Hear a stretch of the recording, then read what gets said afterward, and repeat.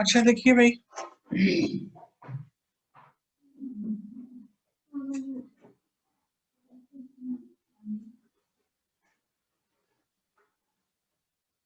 देखिए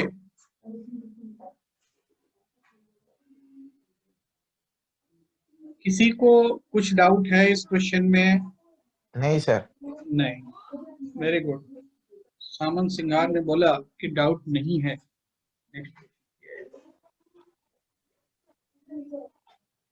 find the distance between lines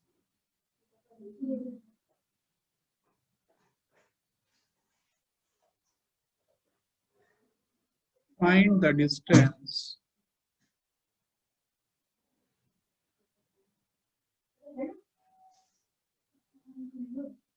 between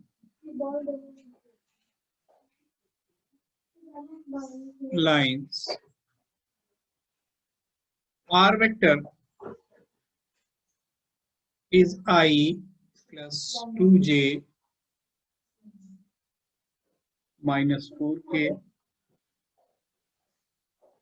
I plus 2j minus 4k plus lambda times 2i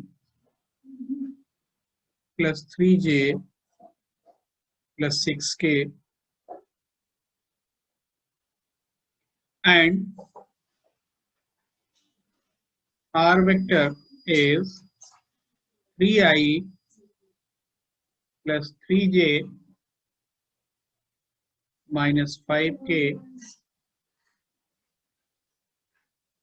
plus mu times 4i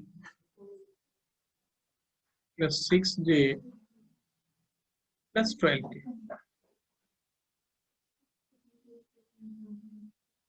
Find the shortest distance between the lines.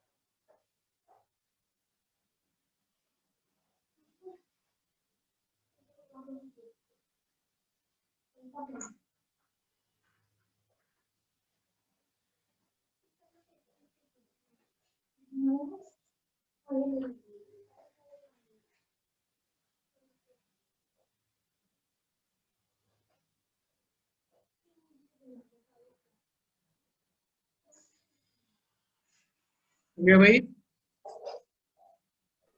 0 0। ये क्या intersecting lines हैं?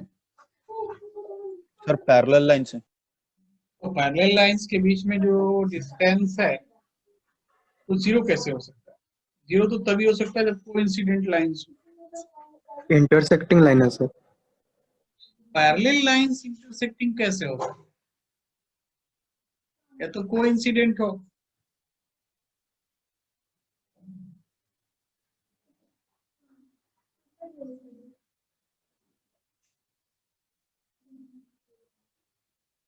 है ना? ये जो intersecting आ रहा है वो मुझे लगता है आपने शॉर्टेस्ट डिस्टेंस फार्मूले में डाल दिया है ना? सर कुछ भूल कर रहा हूँ सर, देखना पड़ेगा। नहीं कुछ नहीं, मैं क्लियर कर देता हूँ। आपने शॉर्टेस्ट डिस्टेंस के फार्मूले में इसको डाल दिया है, b1 b2, यस है ना? सर, शायद। तो Yes. शायद नहीं करता हूँ। सुनिए, अब अगर ऐसा किया है आपने तो दो पैरेलल लाइंस इंटरसेक्ट तो करते हैं, लेकिन कहाँ? इंफिनिटी पे, जो हमने देखा नहीं, सामंत सिंगार ने भी नहीं देखा। सर तो 3।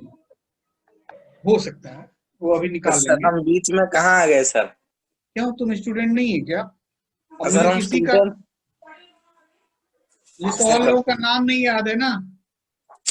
सर क्या बात, जिसका याद रहेगा उसी को आदमी बोलेगा। ठीक है, तो देखो, तो अब ये हो गया L1, L2 को लिख सकते हो, बीच में मैं कहा से, अरे भाई तुम क्लास में है, 3i प्लस 3j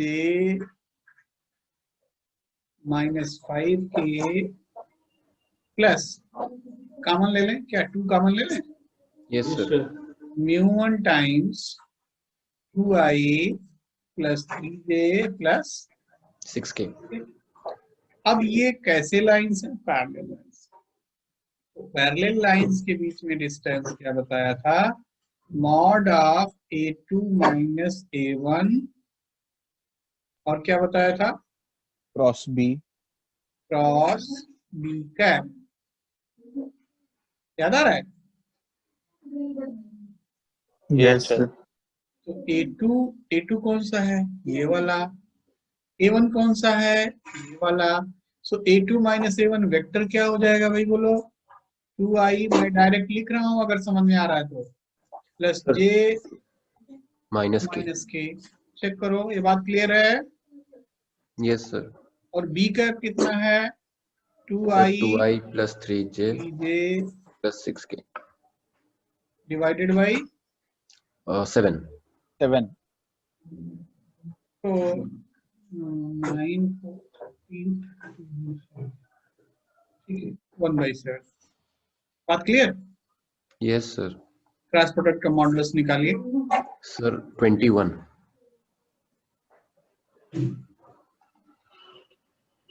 एक 2 1 minus 1 2 3 6 6 3 9 9 का स्क्वायर रूट और 9 का स्क्वायर 81, 6 minus 2 6 minus 2 4 का 16 और 12 to 14 196, 196 yes sir under root 293 आएगा। ओके हाँ बाई सर 7, यही वाला करेक्ट है। यस सर महांती सर का भी आंसर यही है, 293/7। बात समझ में आया भाई। यस सर आगे बढ़ते हैं, नेक्स्ट क्वेश्चन करते हैं। Find the equation of line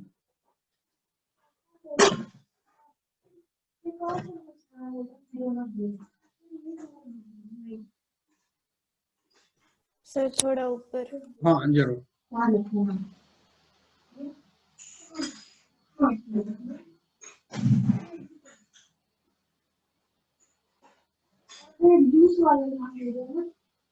find the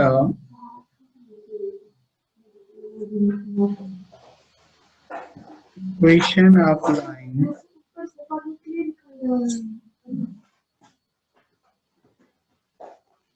find the equation of line through 102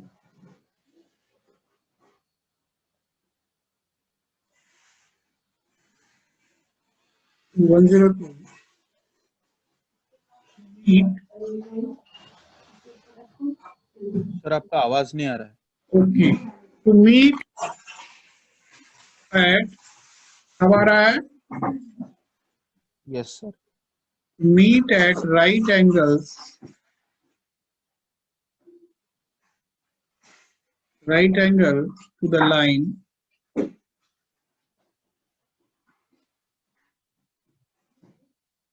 x plus 1/3 y minus 2 by minus 2 equal to z plus 1 by minus 1. The equation of line drawn through the point 102 to meet the line at 90 degree.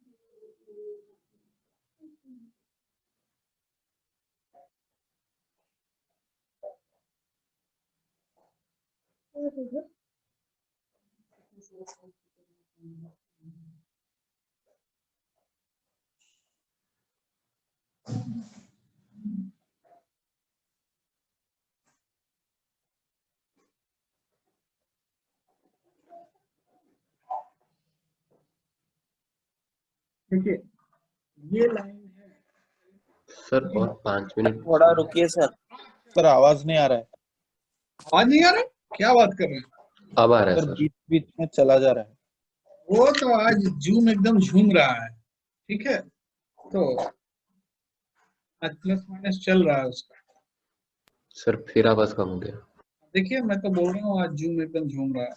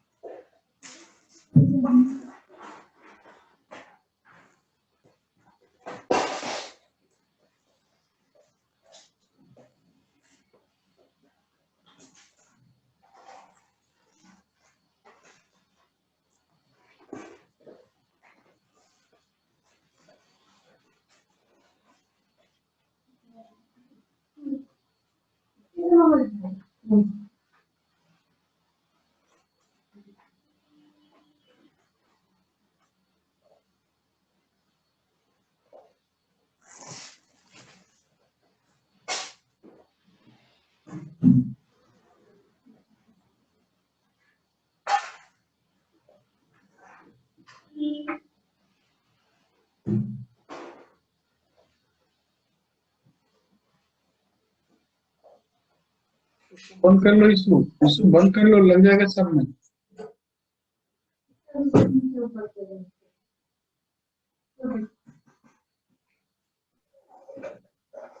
Sir इसका answer होगा x minus 1/5/2 equal to y/-1 equal to z-2/3/2।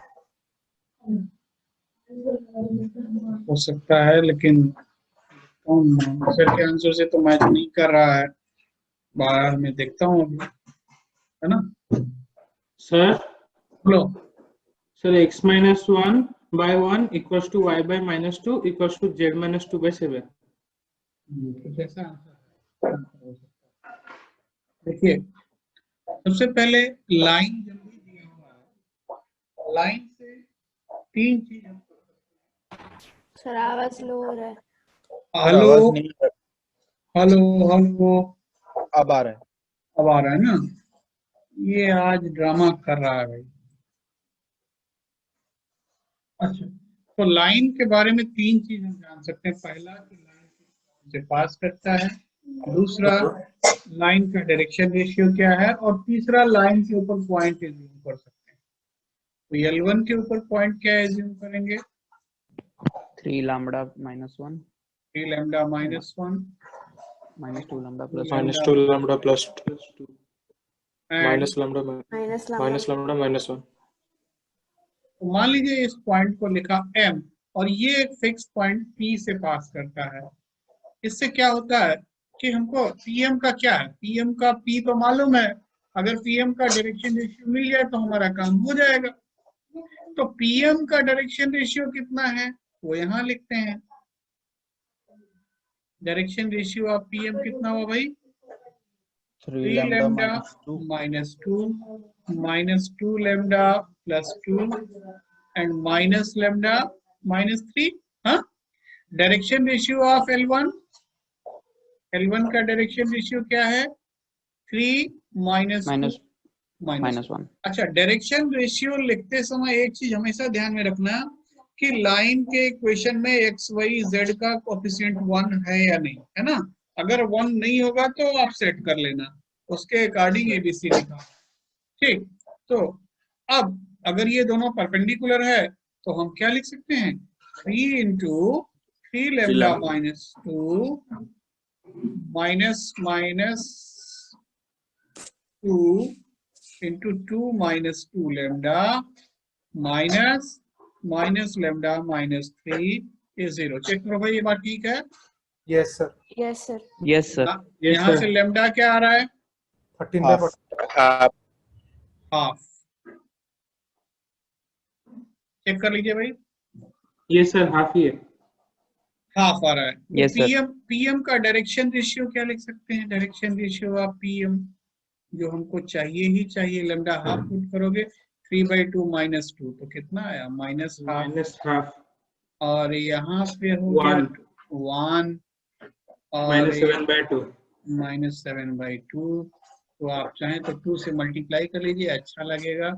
-1 -7। -7। तो अब line का equation लिख देते हैं। Equation of line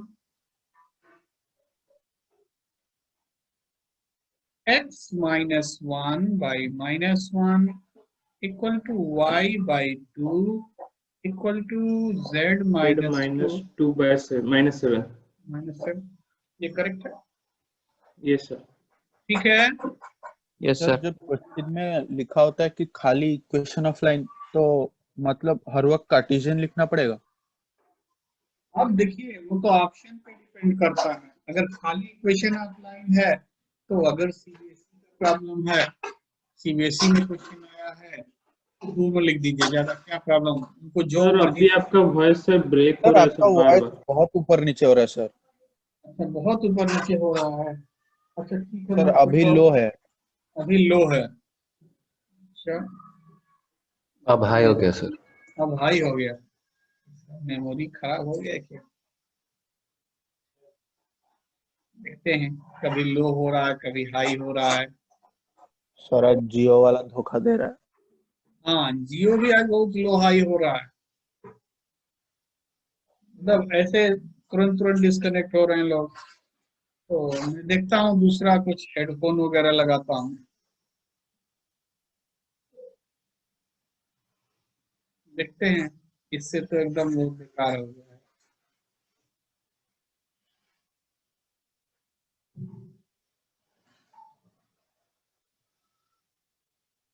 तो देखिए, अगर जेई मेन का प्रॉब्लम है, जेई मेन के प्रॉब्लम में आपको तो ऑप्शन दिया ही होगा, जेई मेन जेई एडवांस में। बट अगर CBSE का प्रॉब्लम है तो क्या होगा? तो हमारे पास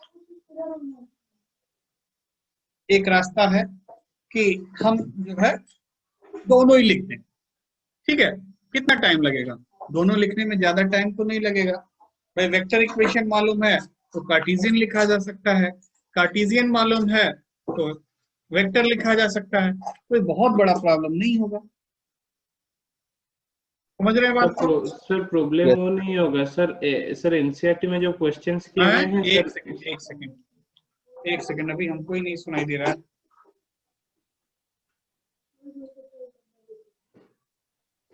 हेलो ये हेलो, सर ये सर आवाज आ रहा है? हमको आ रहा है, अब आपको आ रहा है कि नहीं? हाँ सर, अब मुझे तो आ रहा है। ये सर मैं पूछ रहा था कि सर एनसीईआरटी में जो क्वेश्चंस किए गए हैं सर, वो इस कार्टेशियन इक्वेशन से वेक्टर में बनाने के लिए वो पहले A1 A2 सब B1 B2 सब अच्छे से लिखना पड़ रहा है सर। वही, वो उतना तो लिखना चाहिए ना। मतलब सीबीएसई में का मतलब ये होता है कि आप ऐसा लिख दीजिए कि सामने वाले को फिर कुछ बोलने का मौका ना रहे, है ना। सर इसीलिए सर एक्स्ट्रा टाइम तो लगेगा ही। अब वो उसके लिए पोखरियाल मिशन से बात करना पड़ेगा। बट हमको अगर लिखना होगा तो हम लोग ऐसे लिखेंगे I प्लस 2k, है ना, plus lambda times minus I plus 2j minus 7। हम तो डायरेक्ट लिख देंगे ऐसे देख के, ठीक है। अब बाकी डिटेल के लिए वो आएंगे, फिर मीटिंग करेंगे आप लोगों से, भी बात करना पड़ेगा कि उनका क्या है। सिस्टम बड़ा गजब है, अभी तक डिसाइड नहीं कर पा रहे। हम लोग आगे देखते हैं। सर वो बस बात करने आ रहे हैं। ये एक बड़ी बात। सर वो भी बोर हो रहे हैं घर बैठे बैठे। हाँ, तो सोच रहे हैं कि चलो वही कुछ किया जाए, मजे ले लिए जाए। हाँ कुछ नहीं तो इतना तो कर ही सकते हैं। हाँ सर उनके डिसीजन से सर बहुत लोग मतलब ध्यान देते हैं ना, तो इसीलिए उन्हें अपॉर्चुनिटी है सर, वो कुछ भी कर सकते हैं। कम से कम उनको कुछ लोग सुनते तो हैं। बहुत सारे पॉलिटिशियन ऐसे आते हैं जिनको कोई सुनता ही नहीं है। सर नहीं, वो एजुकेशन के है ना, तो उन्हें सुनना अनिवार्य है। Find the equation of line through 1 2 minus 1 and perpendicular to each of lines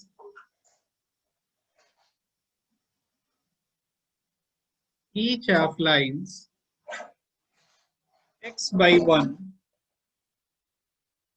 equal to y by 0 equal to z by minus 1 and x by 3 equal to y by 4 equal to z by 5। जब भी कोई line दो line के perpendicular होगा, या कोई plane दो plane के परपेंडिकुलर होगा, ठीक है, कोई लाइन दो लाइन के परपेंडिकुलर होगा या प्लेन दो प्लेन के परपेंडिकुलर होगा, ऐसे केस में हम उसका डायरेक्शन रेशियो एज्यूम कर लेंगे, ठीक है। तो लाइक जो लाइन का इक्वेशन हमको निकालना है, तो उस लाइन का डायरेक्शन रेशियो हमने एज्यूम कर लिया, ठीक है। कि direction ratio of line is or direction ratios are ABC, ठीक है। And direction ratio of L1 का डायरेक्शन रेशियो क्या है? 1 0 minus 1। Direction ratio of L2 3 4 5 and इसको हमने लिख दिया L। Now L is perpendicular to L1, है या नहीं? L L1 के परपेंडिकुलर है, तो क्या लिखोगे? A minus C is 0। Check करो भाई, लिखेंगे या नहीं? Yes sir. Yes. A minus C is 0 और L is perpendicular to L2, so 3A plus 4B plus 5C is 0। यहां से आपको ABC का रेशियो मिल जाएगा। तो पहला चीज तो क्या मिला? A इक्वल टू C, है ना। और दूसरा क्या मिला? A को अगर C डालोगे तो कितना हो गया? B का वैल्यू क्या आया? -2A। -2A या -2C, जो भी आप लिखना चाहें। तो A is to B is to C कितना हुआ? A is to B is to C, A का वैल्यू C, B का वैल्यू -2C, और C तो C है ही, क्या है?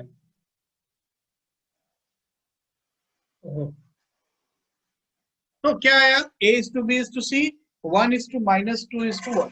ये बात क्लियर है? Yes sir. तो इसका मतलब डायरेक्शन रेशियो अब हम क्या ले सकते हैं? 1 - 2 1. Direction ratio of L is 1 - 2 1. लिख सकते हैं? ये -1 नहीं है, बाय मिस्टेक लिखा गया है। 1 - 2 क्लियर है? Yes sir. तो अब लाइन का इक्वेशन लिख देना चाहिए। तो इक्वेशन ऑफ लाइन क्या हुआ? इक्वेशन ऑफ लाइन ये हो गया x - 1 equal to y - 2 equal to z + 1 divided by direction ratio 1 - 2 1. ठीक है? Yes sir. Yes sir. Yes sir. किसी को कोई कंफ्यूजन, कुछ डाउट, कुछ प्रॉब्लम है? बोलिए।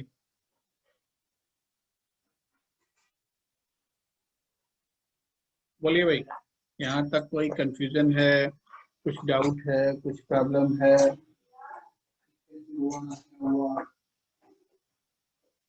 बोलिए। सर हाँ बोलो। सर यहाँ पर तो मतलब हम लोग के पास 2 इक्वेशन बन रहा है, इसलिए हम लोग सॉल्व कर दे रहे हैं। अगर हाँ। यहाँ पर सर 2 इक्वेशन और 3 वेरिएबल होगा तब कैसे सॉल्व करेंगे? 2 इक्वेशन होगा और 3 वेरिएबल होगा, तो हम यहाँ पे सॉल्व, यहाँ पे हमने सॉल्व यहाँ पे भी नहीं किया। जैसे मान लो कि ऐसा इक्वेशन बनता, 1 मिनट मैं लिख के दिखाता हूँ कि ऐसा इक्वेशन बनता 2a + b - c is 0 and a + 3b + 4c is 0. ऐसा तो बनेगा, वर्स्ट तो यही होगा ना, इससे ज्यादा Yes, खराब sir. तो नहीं होगा। तो अब अगर ऐसा है तो इसको हम ऐसे सॉल्व कर लेते हैं बाई क्रॉस मल्टीप्लिकेशन, या हम मान लें कि ए बी में 2 लीनियर इक्वेशन ए बी का वैल्यू सी के फॉर्म में निकाल दें, और नहीं तो क्रॉस मल्टीप्लिकेशन तो थोड़ा जानते हैं ना, a बाई 1 × 4 4 + 3 कितना हुआ 7 equal to b by -1 -8 -9 c by 6 - 1 5. तो ABC का रेशियो फिर मिल गया। क्या मिला? 7 - 9 5. तो डायरेक्शन रेशियो ही ले लेंगे। समझ गए? हेलो सर सेकंड स्टेप में क्या हुआ? चलो +9 है ना?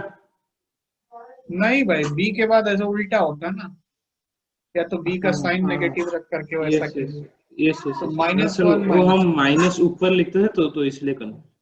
तो ऐसा करते हैं। तो देखिए हुआ क्या। हाँ बोलिए। Yes sir. कैसे? हाँ, a1x + b1y + 1 सर आवाज b2y। नहीं आ रहा। फिर अरे वो तब अब से ये 3 बार चेंज कर चुका भाई, गजब हो सर रहा है। ये सर हेडफोन्स का गलती नहीं है सर, ये हाँ। दिखा रहा है सर पैकेट लॉस बहुत ज्यादा है, इसलिए वॉइस ड्रॉप हो जा रहा है बीच बीच में।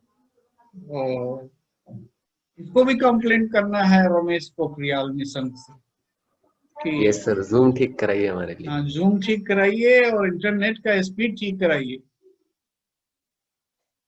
एयरटेल का मेरे पास 4G कनेक्शन है, मोबाइल का सबके पास 4G है, मैं नहीं बोल रहा हूँ।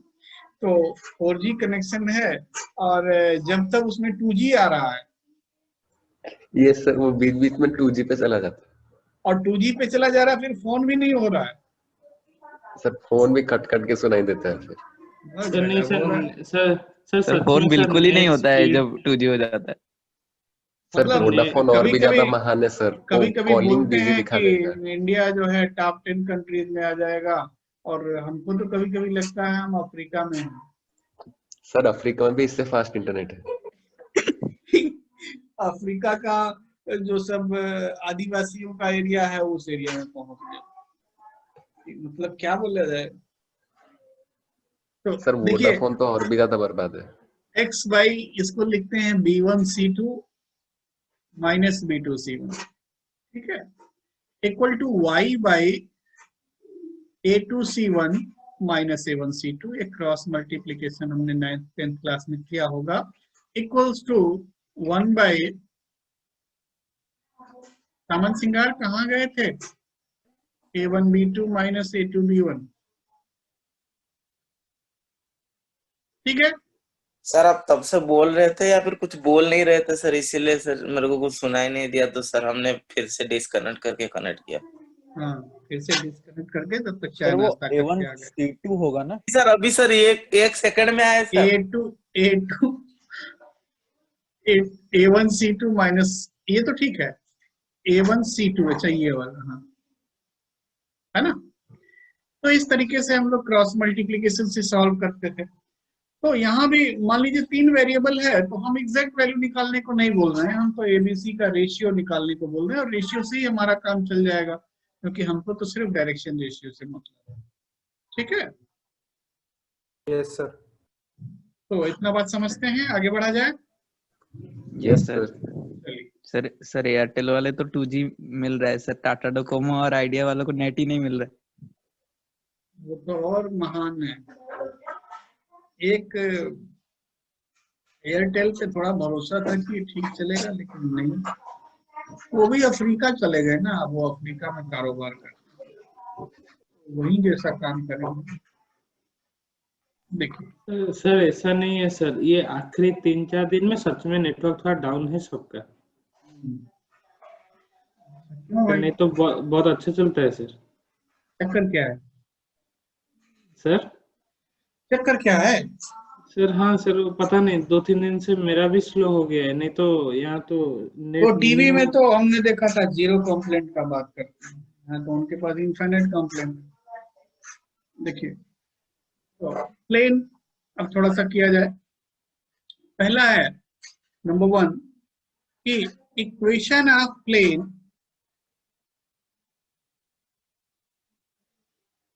Equation of plane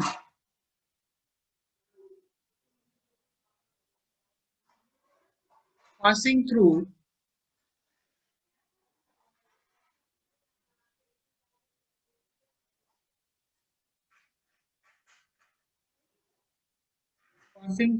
a vector और साथ साथ a का कोऑर्डिनेट है x1 y1 z1,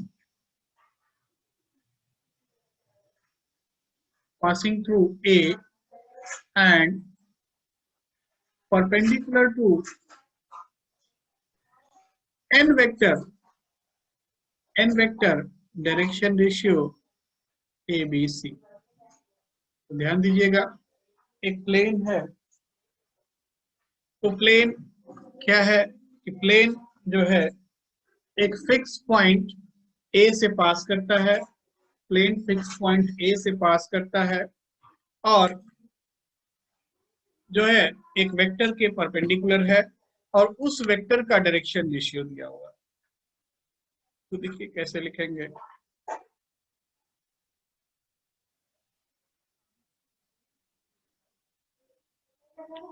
देखिए ये ऐसा कोई प्लेन है, ये एक फिक्स पॉइंट A से पास करता है, और एक गिवन वेक्टर n के परपेंडिकुलर है,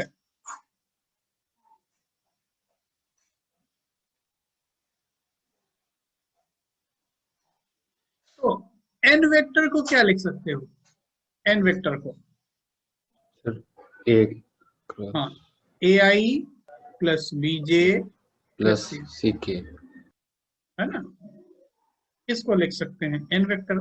ए का पोजीशन वेक्टर है ए वेक्टर। अब यहाँ अगर हम प्लेन में एक वेरिएबल पॉइंट लेते हैं पी आर वेक्टर, तो हम क्या लिख सकते हैं कि एपी वेक्टर और एन वेक्टर दोनों क्या होंगे, परपेंडिकुलर होंगे। परपेंडिकुलर। तो अब सब कुछ मालूम है, यहाँ पे थोड़ा वेक्टर्स लिख लिया जाए। Vector A equal to x1 i cap plus y1 j plus z1 k, ये हो गया vector A. Vector n is ai cap plus bj cap plus ck cap and vector r is xi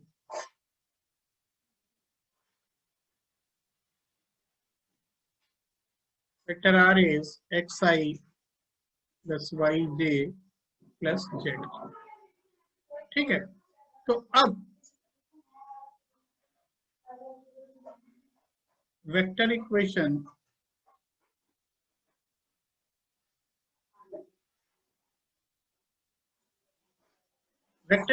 क्या होगा कि AP vector dot n vector is 0, simple है ना।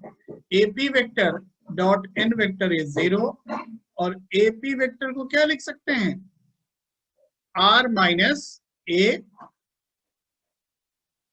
Vector dot n vector is 0। ये होता है प्लेन का equation जो पॉइंट ए से पास करता है और n वेक्टर के परपेंडिकुलर है। ठीक है, equation of plane passing through point A and perpendicular to n vector. बात ठीक है? Yes sir. Equation of plane passing through point A and perpendicular to n vector is r minus a vector dot n vector is 0। अब plane का अगर vector equation मालूम है और Cartesian equation निकालना है, तो सिंपल एक काम करना है कि सारे वेक्टर्स का वैल्यू पुट कर देना है और तुरंत आपको मिल जाएगा। ठीक है, तो कार्टेशियन इक्वेशन के लिए अगर आप ध्यान दीजिए, r माइनस ए वेक्टर क्या हो जाएगा भाई बोलो, x minus x1 i, y minus y1 j, z minus z1 k। So r minus A dot n vector अगर हम लिखेंगे तो ध्यान दीजिएगा क्या मिलता है, a into x minus x1 plus b into y minus y1 plus c into z minus z1 is 0। ठीक है, Yes, ये sir. क्या रिप्रेजेंट करता है, ये रिप्रेजेंट करता है equation of plane passing through x1 y1 z1 and direction ratio of normal to the plane are AB। ABC. ABC किसका डायरेक्शन रेशियो है, प्लेन के नॉर्मल का, प्लेन का नहीं, प्लेन का कोई डायरेक्शन रेशियो नहीं होता है ना। प्लेन का कोई डायरेक्शन रेशियो यूनिक नहीं होता, उसमें इनफिनिट डायरेक्शन रेशियो हो सकते हैं, बट प्लेन का नॉर्मल एक फिक्स डायरेक्शन होता है। समझ रहे हैं बात को? Yes sir. तो सर? ABC, हाँ बोलो। सर ये तो सही है सर, लेकिन हम इसे वो कार्टेशियन इक्वेशन आज तक जैसे लिखते थे वैसे नहीं लिख सकते, कैसे? मतलब आज तक इक्वल्स टू वाला। तो लाइन था, वहां भी हम यही करते थे, सारे वेक्टर्स का वैल्यू पुट करते थे। तो वेक्टर्स का वैल्यू पुट करने के बाद IJK का कोफिशिएंट इक्वल करते थे ना, वहां एक हाँ, सर। पैरामीटर लेमडा आता था, तो लेमडा को एलिमिनेट कर दिया, तो कोई पैरामीटर उतर नहीं है। ठीक है, okay, yes sir. so equation of plane which passes through x1 y1 z1 and direction ratio of normal to the plane are ABC is a into x minus x1 b into y minus y1 plus c into z minus z1 is 0। ये बात clear है? Yes, sir. Yes sir. ABC किसका डायरेक्शन रेशियो है, plane के normal का, ध्यान दीजिएगा। ठीक है, ये प्लेन के नॉर्मल का डायरेक्शन रेशियो है। तो अब प्लेन का इक्वेशन एक्चुअली में कैसा मिल रहा है, यहाँ लिख सकते हैं जनरल इक्वेशन ऑफ प्लेन।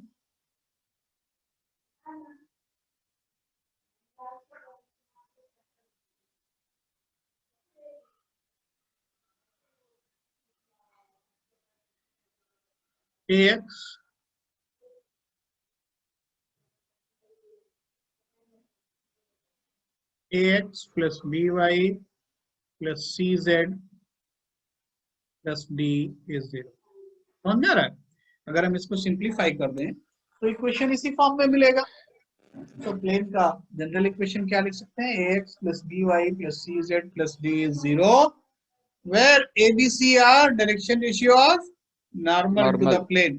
बार बार बोल रहा हूँ, 2 क्लास बाद पूछूंगा तो कुछ लोग बोलेंगे एबीसी क्या है, ठीक है। सर डी यहाँ पर एक कोई भी ये तो कांस्टेंट कांस्टेंट है, ax1 plus by1 plus cz1 is a constant, ठीक है। Okay sir. तो अब हम लोग आगे बढ़ते हैं। ये प्लेन का इक्वेशन एक फॉर्म में हुआ, दूसरे फॉर्म में देखते हैं, इसमें कोई कंफ्यूजन, कोई डाउट?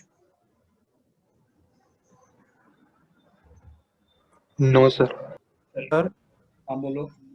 सर वो जो ये जो जनरल इक्वेशन ऑफ प्लेन है, इससे हम लोग कार्टेशियन इक्वेशन ऑफ प्लेन को मतलब जा नहीं सकते? यहाँ से यस सर, यस सर। यहाँ से यहाँ तक हाँ कैसे जाएंगे? वो तो अब जैसे मान लीजिए कि मैंने लिख दिया कि x plus y plus z plus 7 is 0, ये एक प्लेन का इक्वेशन है। तो अब अगर इसको, ये तो क्लियर है कि a b c का वैल्यू 1 है, तो अब इसको ऐसा भी लिख सकते हो कि x minus 2 plus y minus 1 plus z minus 3 plus 13 is 0, ठीक है। या 7 को हम कुछ ऐसा सेट कर दें कि ये 0 हो जाए, ठीक है। x plus 2 y plus 1 z plus 4 is 0। तो ये तो एक हुआ ना। अब 7 को कौन कैसे ब्रेक करता है, ये तो भाई उसकी मर्जी पे निर्भर है। तो मतलब जनरल इक्वेशन बहुत सारे प्लेन का इक्वेशन देगा? नहीं नहीं, जनरल इक्वेशन एक ही प्लेन, बट एक प्लेन इनफाइनाइट पॉइंट से पास करता है। Okay sir. ठीक है, यहाँ तो ये एक फिक्स पॉइंट दिया हुआ था तो हमने इसको लिख दिया, लेकिन जब प्लेन मिल जाएगा तो वो प्लेन तो इनफाइनाइट पॉइंट से पास करेगा ना। Yes sir. तो इसलिए ऐसा कर, है ना। सर बोलो। सर हम हर जगह से जैसे डायरेक्शन रेशियो से डायरेक्शन क्वेश्चन निकालते हैं, उल्टा नहीं कर सकते थे? इससे मतलब डायरेक्शन क्वेश्चन गिवन होता है, एक सिंगल डायरेक्शन क्वेश्चन से हम डायरेक्शन रेशियो नहीं निकाल सकते एक लाइन का? क्यों? डायरेक्शन कोसाइन खुद एक डायरेक्शन रेशियो है, तो अपने आप में नहीं, एक वो डायरेक्शन। हर जगह सब पूछता है कि डायरेक्शन रेशियो गिवन होता है या फिर कुछ और, लेकिन डायरेक्शन कोसाइन निकालना होता है। नहीं, कौन क्या पूछता है इससे हमको मतलब नहीं है। हमको मतलब इससे है कि मान लीजिए कि अगर आपको डायरेक्शन कोसाइन किसी ने दे दिया कि 1/√14। सर नहीं ऐसा एग्जांपल नहीं सर, नहीं ये तो बहुत सिंपल हो गया, ये डायरेक्ट दिख रहा है, ये नहीं सर। नहीं, ये डायरेक्शन कोसाइन है या नहीं? सर हाँ है तो सही। तो इसका डायरेक्शन रेशियो क्या हो सकता है? एक तो खुद ही ये है, दूसरा √14 से मल्टीप्लाई कर दीजिए, 5 से मल्टीप्लाई कर लीजिए, कहते 1000 से मल्टीप्लाई करके मजा आ जाएगा। 1000, 2000, 3000, ये भी एक डायरेक्शन रेशियो है इसका। ठीक है, तो डायरेक्शन मतलब सर कुछ भी मल्टीप्लाई कर दें तो क्या जो अच्छा लगे। डायरेक्शन कोसाइन में जो एक कांस्टेंट से मल्टीप्लाई कर दीजिए, जो हमको अच्छा लगे, 1, 2, 10,000, 20,000 अदर देन 0, है ना। तो मतलब वो खुद भी 1/√14, 2/√14 वो भी एक डायरेक्शन रेशियो है, वो भी एक डायरेक्शन रेशियो है। सर नहीं, मैं पूछ रहा था कि पर्टिकुलर लाइन का मान लीजिए ए बी, उसका डायरेक्शन कोसाइन ये तीनों हैं, तो उसका इनफाइनाइट डायरेक्शन रेशियो है। समझ गए? जैसे अभी एक एग्जांपल दिखाता हूँ आपको। नहीं ये तो सुनिए ना दिखा दिए। देखो ना, अब जैसे मान लो ये एक लाइन का इक्वेशन है ना।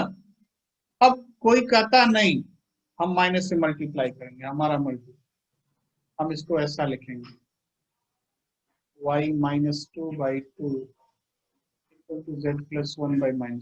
तो गलत ये भी नहीं है, गलत ये भी नहीं है। अब तो डिपेंड करेगा ना कि ऑप्शन में क्या, किसी ने इसी का आंसर ऐसे दे दिया कि x minus 1/-4 equal to y minus 2/8 equal to z plus 1/-4। भाई इसको करेक्ट करेंगे ना। हाँ सर। अगर 1-2 वन डायरेक्शन रेशियो है तो ये भी डायरेक्शन रेशियो है, ये भी डायरेक्शन रेशियो है, कोई भी गलत नहीं अपनी जगह पे। अब हो सकता है कि आपने ऐसा आंसर निकाला, ऑप्शन देने वाला कारण है हमको इसमें मजा आ रहा है, ठीक है, आए मजा, समझ रहे हैं बात को। तो किसी भी सर, लाइन समझ। का इनफाइनाइट डायरेक्शन रेशियो हो सकता है बट डायरेक्शन कोसाइन यूनिक होगा। क्लियर है? डायरेक्शन कोसाइन तो एक ही होता है ना? हाँ सर मतलब एक ही डायरेक्शन कोसाइन होता है ना? हाँ, एंगल तो फिक्स बनाएगा ना, डायरेक्शन कोसाइन यूनिक होता है तो डायरेक्शन रेशियो इनफाइनाइट, इसी कांस्टेंट से मल्टीप्लाई कर दिया। ओके सर, सर मतलब इसीलिए वो डायरेक्शन कोसाइन से डायरेक्शन रेशियो नहीं पूछता है कहीं पर? क्यों पूछेगा, वो तो कोई डायरेक्ट लिख देगा कि भाई डायरेक्शन कोसाइन ही डायरेक्शन रेशियो। चलो बात खत्म। Okay sir. ठीक है, अब कोई मान लो उड़ीसा का रहने वाला है और बोला जा रहा है कि यहाँ उड़ीसा के रहने वाले लोग हैं, इसमें से कोई इंडिया का आदमी बताओ, कोई सभी इंडिया का आदमी। सर तो फिर हमें कोई भी आज तक ऐसा क्वेश्चन क्यों नहीं मिला जिसमें डायरेक्शन रेशियो से हम जब डायरेक्शन कोसाइन निकाले वो कोइंसाइड कर रहे हो, एक जैसे आ रहे हो? आते तो हमेशा एक ही जैसे हैं, अब डिपेंड करता है कि ऑप्शन किस फॉर्म में है। सर नहीं ठीक सर, है, जैसे अभी रूट जो इस फॉर्म में दिए ना सर, उसका डायरेक्शन रेशियो कुछ और होता है, ऐसे भी आए हैं ना, डायरेक्शन रेशियो कुछ होते हैं, उनका डायरेक्शन कोसाइन निकालते हैं तो रूट ओवर में आता है। हाँ तो रूट ओवर में तो आएगा ही। ठीक है, रूट ओवर में तो आएगा ही, क्योंकि एबीसी अगर डायरेक्शन रेशियो है तो डायरेक्शन कोसाइन होता है a/√ओवर b/√ओवर c/√ओवर। सर वो तो सही है, लेकिन गलत क्या है वो बताओ कोइंसाइड ना। कभी किए नहीं है आज तक। अब हाँ जब अभी तक तो जैसे जितने क्वेश्चन किए हैं उसमें कुछ कोइंसाइड नहीं किए हैं, क्या कोइंसाइड नहीं किए? मतलब डायरेक्शन रेशियो ही डायरेक्शन कोसाइन आ गया। क्यों? अगर मान लीजिए कि 1/√3 1/√3 1/√3 देते हैं हम डायरेक्शन रेशियो, तो ये डायरेक्शन कोसाइन है। ये सर। वो इसलिए नहीं कोई देता क्योंकि देखो फ्रैक्शन लिखना किसी को भी अच्छा नहीं लगता है ना, और इत्तेफाक से जो डायरेक्शन कोसाइन होता है उनके स्क्वायर का सम 1 होता है, और डायरेक्शन कोसाइन हमेशा -1 और 1 के बीच में होता है, तो फ्रैक्शन ही होगा ना। हाँ तो इसलिए इन जनरल नहीं लिखते हैं। अच्छा, जिनका फ्रैक्शन नहीं होता वो एक्सिस के डायरेक्शन रेशियो और डायरेक्शन कोसाइन होते हैं, तो भाई अब आपसे कोई एक्स एक्सिस के बारे में ऐसा तो देगा नहीं, ऐसा देने से फिर बहुत सिंपल क्वेश्चन हो गया, वो 11th क्लास लायक हो जाएगा, तो इसको तो सीबीएसई भी नहीं पूछेगा। ठीक है, हाँ सर। तो इसलिए फ्रैक्शन लोगों को पसंद नहीं आता, इसलिए डायरेक्शन रेशियो से काम चलाते हैं। तो चलिए आगे बढ़ते हैं हम लोग। ये रहा equation of plane passing through x1 y1 z1 having direction ratio of normal ABC a into x minus x1 plus b into y minus y1 plus c into z minus z1 is zero। आगे देखिए,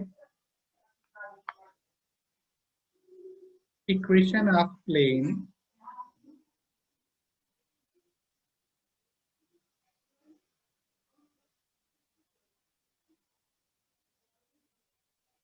perpendicular to n cap direction cosines L, M, N and distance of plane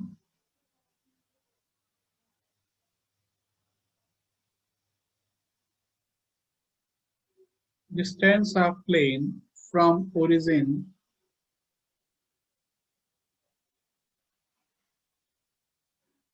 is D। ठीक है, तो अब actually में क्या दिया हुआ है, ऐसा हमने लाइन का इक्वेशन पढ़ा था कि एक लाइन का इक्वेशन निकालो भाई जिसका ओरिजिन से परपेंडिकुलर डिस्टेंस p था, याद आ रहा है, ओरिजिन से परपेंडिकुलर डिस्टेंस p था एंड परपेंडिकुलर मेक्स क्या था भाई, angle alpha with x axis, याद आ रहा है? तो नॉर्मल उसका एक नॉर्मल फॉर्म, यस बिल्कुल ठीक, इसको भी हम बोलते हैं नॉर्मल फॉर्म। ये प्लेन का नॉर्मल फॉर्म है, वो लाइन का नॉर्मल फॉर्म था। ठीक है, तो आपको बताया था जितना कुछ हम लाइन में पढ़ते थे वो सब कुछ प्लेन में वैसा ही आता है। तो अब यहाँ पे देखिए, यहाँ एक प्लेन है,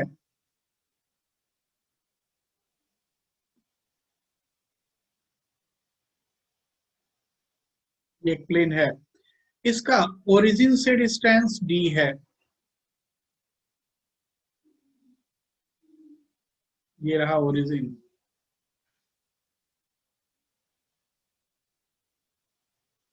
ओरिजिन से प्लेन का डिस्टेंस d है।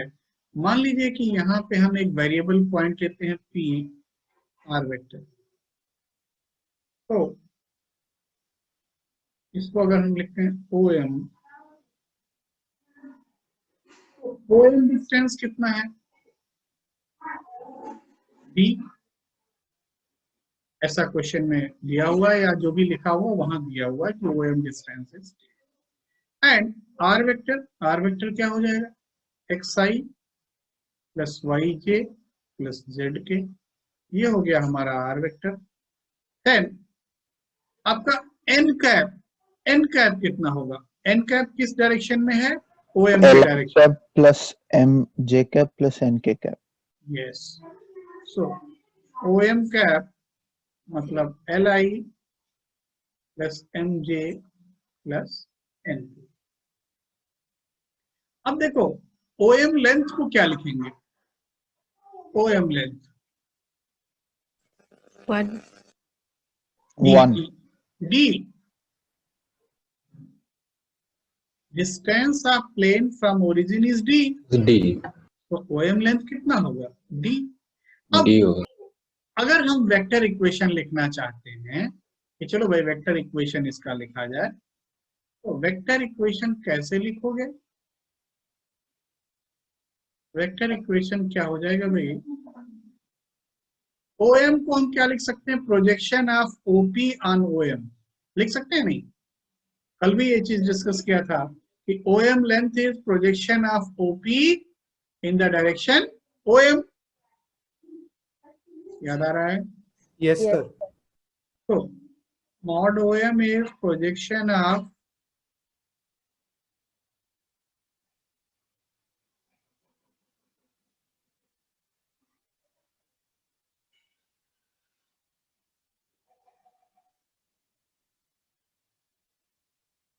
projection of OP on OM। तो अब OM इसको क्या लिखेंगे और ये किसके इक्वल होगा? D। सो वेक्टर इक्वेशन क्या हो जाएगा? R dot n cap equal to D, R dot n cap equal to D। ये क्या है? Vector equation of plane whose distance from origin is d and whose normal vector is n cap। ठीक है, n cap क्या है? Normal vector to the plane and distance of plane from origin is d, तो vector equation क्या मिला? r dot n cap is d। बात clear है? Yes sir. Yes sir.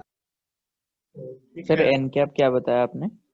N cap जो ये प्लेन है इसका नॉर्मल वेक्टर है। देखिए नॉर्मल वेक्टर आप समझ रहे हैं कि नहीं, इस चीज में हमको थोड़ा सा डाउट हो रहा है। ये देखिए कि नॉर्मल वेक्टर जैसे मान लीजिए कि ये है, ये एक प्लेन है, तो जो ये नॉर्मल होता है वो ये नॉर्मल है, नॉर्मल का डायरेक्शन फिक्स होता है।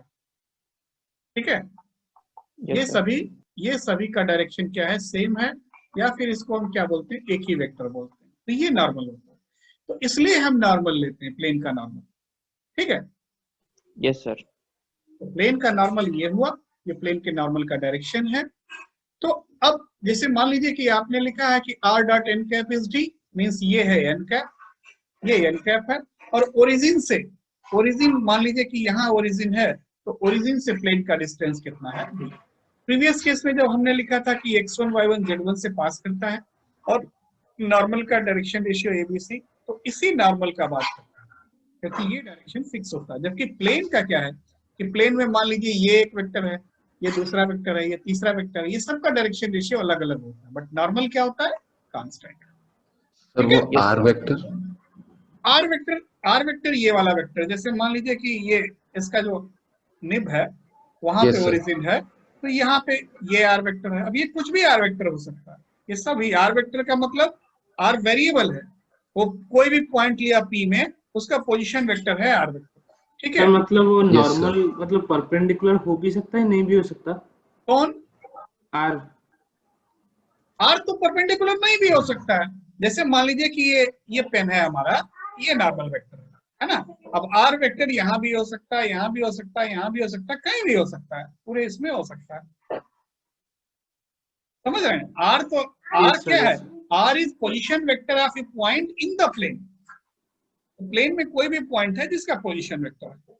तो लेकिन वो ओरिजिन पे डिपेंड करेगा, वो कहाँ पे लाई करेगा ना। ना, ओरिजिन तो मैंने फिक्स कर दिया कि इस पेन का एंड पॉइंट जो है, जो निब है इसका, जहाँ पे एंड हो रहा है, वो ओरिजिन। सर इसका मतलब ये जो आर है वो परपेंडिकुलर हो भी सकता है, नहीं भी हो सकता। एक केस में परपेंडिकुलर होगा, ठीक है, हाँ जब वो सर, एक फुट ऑफ पॉइंट पे परपेंडिकुलर, परपेंडिकुलर, जब वो फुट ऑफ परपेंडिकुलर हो, क्योंकि और ओरिजिन तो बाकी फिक्स सब होगा, केस में वो वो परपेंडिकुलर कुछ नहीं हो सकता। नहीं होगा, ओके ठीक है, ओके सर, ये सर। समझ गए। तो हमने हाँ क्या सर। बताया कि मान लीजिए कि ऐसा सिचुएशन है कि ये आपका एन वेक्टर है, तो अगर यहाँ पे आर हुआ, यहाँ पे आर हुआ, तो इसका ये जो ब्लू पेन है इसका प्रोजेक्शन ही कितना होगा, डी होगा।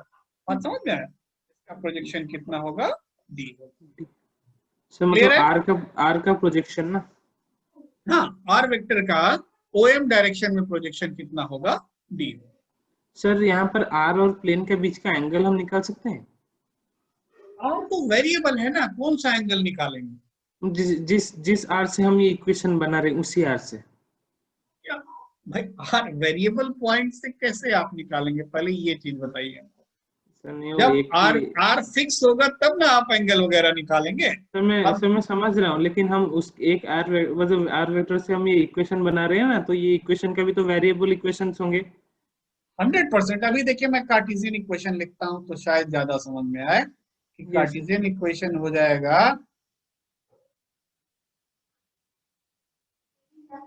Lx plus My plus Nz equal to D. अब यहाँ पे x y z क्या है, वेरिएबल है ना। तो आर वेक्टर अगर जैसे मान लीजिए कि ये फिक्स हो गया, मान लीजिए पॉइंट का कोऑर्डिनेट पता चल गया, तब तो हमको ये वेक्टर मालूम है, ये वेक्टर मालूम है, एंगल निकाल देंगे cos थीटा डॉट प्रोडक्ट से। लेकिन जब वेरिएबल है, ये घूम रहा है, तो हम कौन सा एंगल निकाल देंगे, ठीक है। Yes sir. समझ गए? हाँ सर। चलिए आगे बढ़ते हैं। So Cartesian equation of plane क्या मिला हमको, Lx plus My plus Nz equal to D, where Lmn क्या है भाई, Lmn are direction cosine of normal to the plane. Lmn are direction cosine of normal to the plane. बात clear है?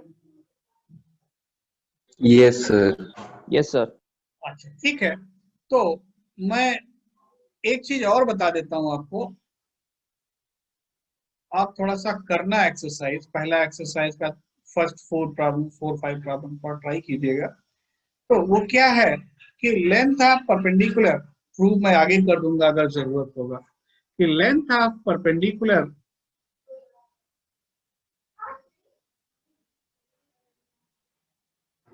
From x1 y1 z1 to the plane ax plus by plus cz plus d equal to 0।